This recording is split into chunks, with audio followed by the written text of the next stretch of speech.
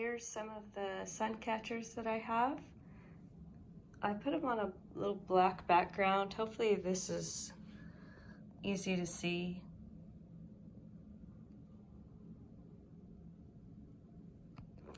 Anyway, so here's where I'm going to be putting the charms, right on that clasp.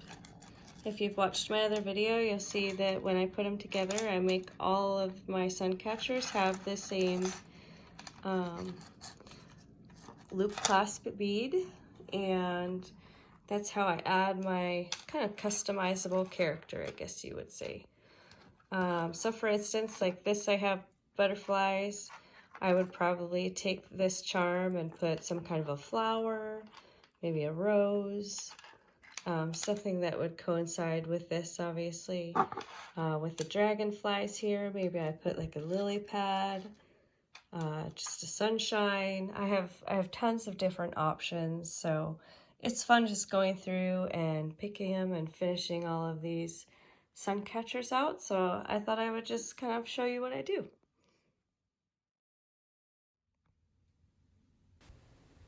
All right, so the charms have now been added to each Suncatcher, and I wanted to show you how they look all finished up. So the character of the charms really kind of puts an extra touch to the detail of this product.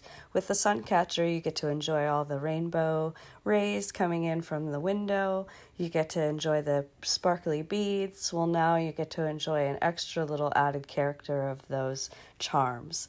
So I hope you enjoy seeing this little process. It's just a fun, simple way to put that personalization on each product that I have. And with it being on a clasp, the charm can be swapped to any other Suncatcher. Or maybe the person down the road wants to put something else on that they have that's special. Now they can do that really easy. I hope you enjoyed watching this video, and stay tuned for more.